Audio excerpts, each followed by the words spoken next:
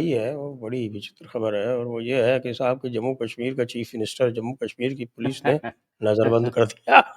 वो दीवार ही कूद के भागे वहां से, तो बड़ा वीडियो आया है। तो ये जो है मुझे तो बड़ी विचित्र खबर लगी। हाँ। एक तो लेकिन लेकिन सर वो हम समझ में ये इसकी नहीं आया। हम इसकी घोर आलोचना करते हैं। इन्होंने केजरीवाल को तो कभी बंद नहीं किया अपने घर में, यहाँ जो एलजी यहाँ दिल्ली में केजरीवाल तो खुला घूमता रहा। वो बेचारा उमर अब्दुल्ला जो इनके साथ मिलके चलना चाह रहा है, उसको ये घर में बंद कर रहे हैं। साथ मिलके कहाँ चलना चाह रहा है? जो काम उसने जो किया, वो जो 1971 की जो उनकी मज़ार शहूदा हाँ, है, जिसको वो कहते हैं कि साहब कि वो शहीदों की मज़ार, और वो शहीद ये दिवस जिसको ये मनाते हैं, इसी इसी वो बार शहीद इसी कौन बार थे? इसी बार ज्यादा हाईलाइट हुआ है। ये हर साल नहीं होता क्या सर? ये इस बार ही कैसे नहीं, हाईलाइट हो रहा है? ये पहले ये करते थे 2020 हम्म, में, हम्म, जब ये यूनियन टेरिटरी बन गई, तो हम्म, 2020 में पहले इसकी छुट्टी हुआ करती थी हर साल 14 जुलाई को, तो हम्म, वो छुट्टी भी कैंसिल कर दी हम्म, लेफ्टिनेंट गवर्नर ने, और इसका मनाना भी बंद कर दिया, क्योंकि ये जिन लोगों ने ये किया है बेसिकली ये तो दंगाई थे। दंगाई क्या है, इन्होंने तो हिंदुओं के ऊपर भयंकर अत्याचार किए, लूट-मार की और मर्डर किए, रेप किए। और ये जो आप सेवेंथ एक्सोडस इसको बोलते हैं, सेकंड पहल राज्य त्याग जिसको बोलते हैं, जो छठा जो राज्य त्याग था, वो 1931 में हुआ था इन्हीं घटनाओं के कारण। तो हम्म। मैंने इसका एक वीडियो आज डाला है सवेरे, इन्हीं घटनाओं के अच्छा, कारण हुआ था। ये मेरी पुस्तक जो है अनब्रेकिंग इंडिया, उसमें डिटेल में शामिल है, लिखा हुआ है। अच्छा, अच्छा, अच्छा। तो उनको आप सेलिब्रेट करते हैं। हम्म, यानी ये बात हो कि जैसे, क्योंकि उस समय डोगरों का राज था, डोगरा हम्म, राजा का राज था। इन्होंने हम्म, काम वही किए जो इन्होंने 1989-90 में किए थे। तो हम्म, चूँकि उस समय डोगरा राजा था, इसलिए कि इनको गिरफ्तार किया गया। गिरफ्तार करके इनके जब मुकदमे चलने लगे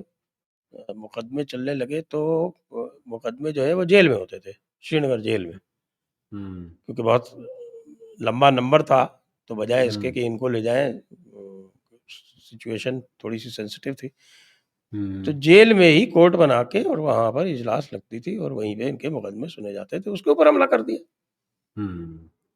तो उसके ऊपर हमला कर दिया, हरी पर्वत की तरफ जाने लगी भीड़, तो फिर गोलीबारी हुई, उसमें शायद 18-20 लोग मारे गए। तो इन दंगाइयों को शहीद का दर्जा दे दिया जब शेख अब्दुल्ला जो है उनके पास पावर आई तो।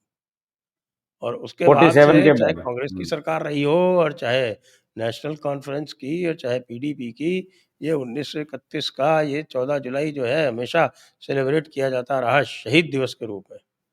हम्म, बाद में इसको 1920 में कर दिया गया बंद, अभी भी बंद है। इनकी हम्म, सरकार वापस आके भी चूँकि एलजी का राज है, वो नहीं कर पाई। तो हम्म। एक तरफ तो आप ये दम भरते हो कि साहब कि आप सेंटर के अनुसार काम करना चाहते हो। हाँ, तो ये आपने कोऑपरेट काम करना क्यों चाहते किया? हो। ये काम आपने संभवतः इसलिए किया कि शायद कुछ आपको जानकारी हो गई है कि शायद आपकी सरकार पे खतरा हो सकता है या कुछ हो सकता है, तो पहले से आप जो है अपने नाखून कटा के शहीद बनना चाहते हो, कुछ इसी तरह का कारण हम्म। होगा। और क्या हो सकता है? हाँ, बिल्कुल, बिल्कुल। सही बात है। ठीक किया, अच्छा किया इन्हें बंद किया। नहीं, मैं तो वो जो विचित्र स्थिति है कि धक्का-मुक्की हो रही है प्रदेश के चीफ मिनिस्टर के साथ, प्रदेश की ही पुलिस कर रही है। वो जो सीन आया था, वो बड़ा रोचक लगा हाँ, मुझे, तो इसीलिए हाँ, आपसे मैं विचार पूछना वो था कि रोचक आपको इसलिए भी कैसी रहा लगी? ना कि सर वो ये यही पुलिस आप जम्मू कश्मीर की इनके पास होती, तब थोड़ा ही होता ये। अब देखिए चीजें कैसे बदली हैं, व्यवस्थाएं बदली हैं तब तो। ऐसे होता है जैसे हमारा केजरीवाल पंजाब पुलिस को यूज़ करता है। हाँ, ऐसे करते फिर ये।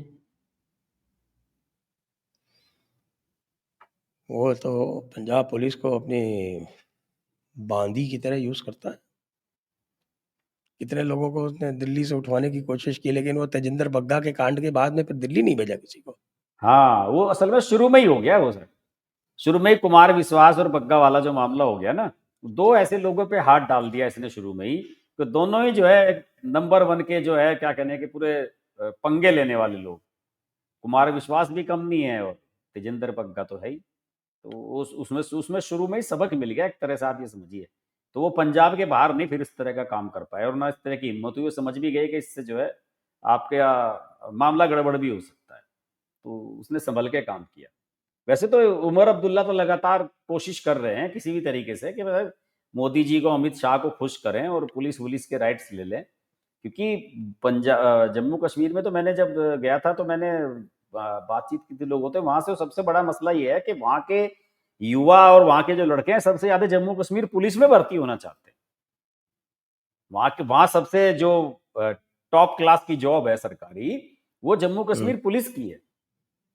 वहां सबसे, और वहां पे जो वो पर कैपिटा पुलिस फोर्स है वो भी पूरे इंडिया में सबसे ज्यादा है, 500 समथिंग है, कुछ इस तरह का रेशो है, जो पूरे इंडिया से कई गुना है। इतने पुलिस वाले हैं जम्मू कश्मीर में। हर जगह जहां भी जाओ आपको पुलिस की गाड़ियां मिलेंगी, हर जगह पुलिस की गाड़ियां मिलेंगी। तो वहाँ लोगों का इंटरेस्ट रहता है इसमें, और इसमें आप जानते हैं कि अगर भर्ती हो, प्रदेश सरकार के हाथ में है सब कुछ, तो फिर उसमें बहुत कुछ कर सकता है, अपने लोगों को कर सकते हैं। मिलिटेंट्स को नौकरियां दिला रखी थी इन्होंने, वहां के लोग बता रहे थे कि अल्लाह के साहब ये मिलिटेंट्स को गालियां देते हैं, यहाँ पुलिस में आधे मिलिटेंट भर्ती करे हुए हैं इन्होंने। उनके परिवार वाले, उनके रिश्तेदार, बहुत लोग भर रखे हैं। तो ये भी चाहते हैं, दोनों हाथों में लड्डू चाहते हैं।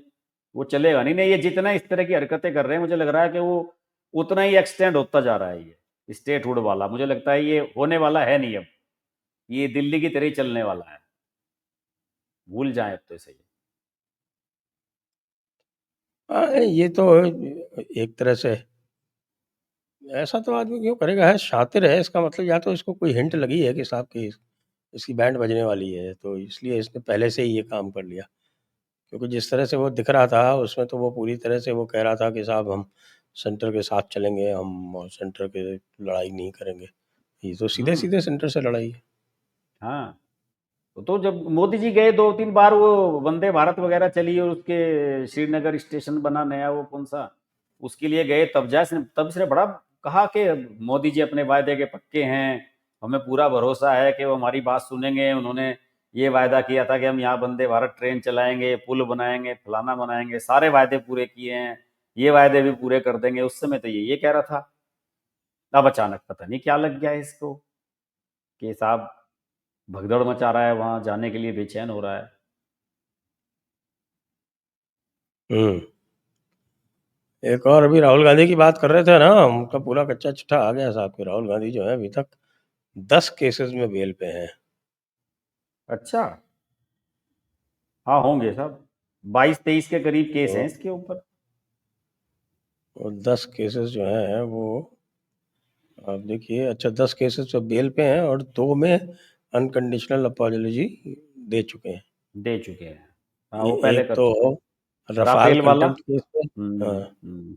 और एक वो आरएसएस को इन्होंने अनकंडीशनल हाँ, अपॉलॉजी दी थी। वो तो अभी का मामला महात्मा है, रिसेंट का ही। जिसमें कहा था कि आरएसएस महात्मा गांधी के महात्मा हत्या गांधी के को लिए, मारा है। हाँ। हाँ, उसके बाद ये आप ये देखिए, एक में तो ये कन्विक्ट हो चुके हैं, मोदी कौन से वाले मोदी में? सरनेम वाले। अच्छा, हैं? हाँ। हाँ, वो उसमें सारे तो सारे उसमें तो क्या सांसद ही है गई वो, थी। उसमें तो सांसद ही गई थी, वहां वायनाड वाली, वही तो है वो।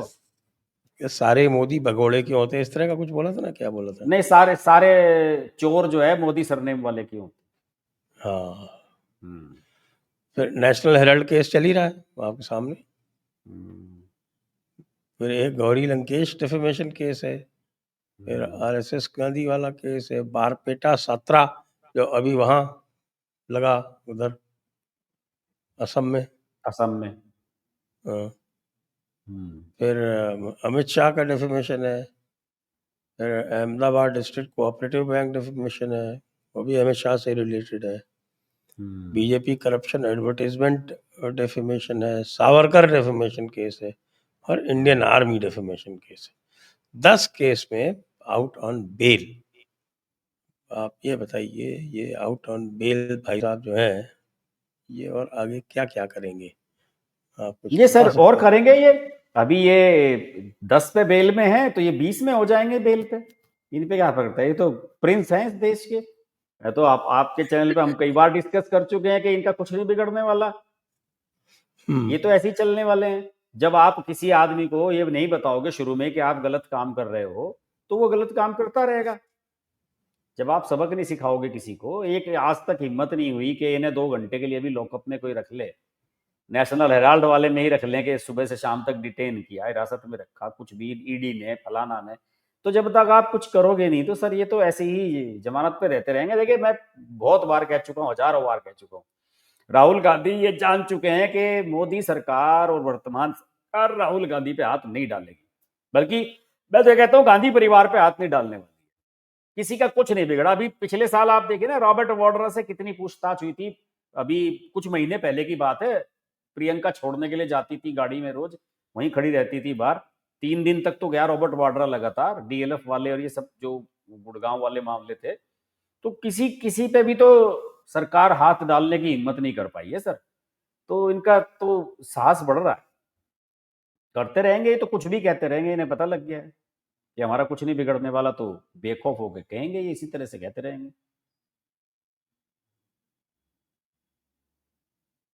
और उत्तर प्रदेश की जो राजनीति है, वो ये छांगुर बाबा से कैसे प्रभावित होगी?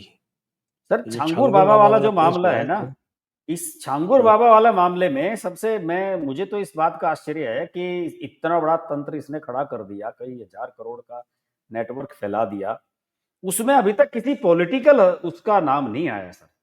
और जो ये हुआ है टोटल, जिस समय इसने अपने आप को फैलाया यहाँ पे, इसने बसपा और सपा की जो सरकार रही 2005 के बाद से इसकी शुरुआत होती है, जो मेरे पास जानकारी आई। और हुँ। 2007 से 12 तक मायावती रही, 12 से 17 तक अखिलेश यादव रहे। उसी 10 साल में ये फला फूला है। मुझे अब तक इसमें ये नहीं आया कि ये एटीएस जो इस मामले को देख रही है, उसने अभी तक इसका कोई पॉलिटिकल एंगल नहीं निकाला।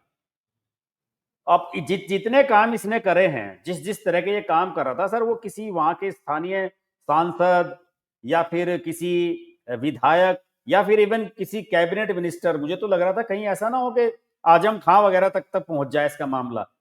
लेकिन आया नहीं है, किसी का नाम सामने नहीं आया इसमें अब तक। केवल आदमी, इतना बड़ा तंत्र जो है साहब, ऐसे आदमी खड़ा नहीं कर सकता। आप ये देखिए ना कि विदेश से पैसा आ रहा है, 15-15, 16-16 करोड़ रुपए ट्रांसफर हो रहे हैं। इनकम टैक्स डिपार्टमेंट, किसी को पता ही नहीं लगा सर। इनकम टैक्स डिपार्टमेंट वालों के यहाँ तो मीटर चलता रहता है, किसी की लगातार ट्रांजेक्शन किसी अकाउंट में होती है, वहां तो अपने आप ही वो रेड वाले उसमें आ जाता है। कैसे इसका पता नहीं लगा? इतना बड़ा नेटवर्क। और सर, गुस्सा इस पे इतना आ रहा, हरामखोर पे, कि मतलब रेट देखिए ना कैसे लगा रखे लड़कियों के सर, कि ब्राह्मण क्षत्रिय उच्च कुल की हो तो 16 लाख में बिकेगी, और वो 15 में बिकेगी, और वो 12 में दलित लड़की बिकेगी। मतलब तो सर मानव तस्करी और यही है, और क्या है ये इसका तो इनका मतलब? पुराना धंधा है साहब। ये जो अमेरिकन्स को बोलते हैं ना, अमेरिकन्स को और ब्रिटिश को स्लेव ट्रेडिंग के लिए कि साहब ये हाँ, हाँ। गुलामों की ट्रेडिंग करते थे, तो गुलामों को इनको देता कौन था? ये सारे जो आपके उम, अरब थे, इन्होंने ही तो पूरा जो गुलामी की प्रथा और गुलामी का धंधा शुरू किया। हम्म। और कहाँ से आया? कोई नया थोड़ी है।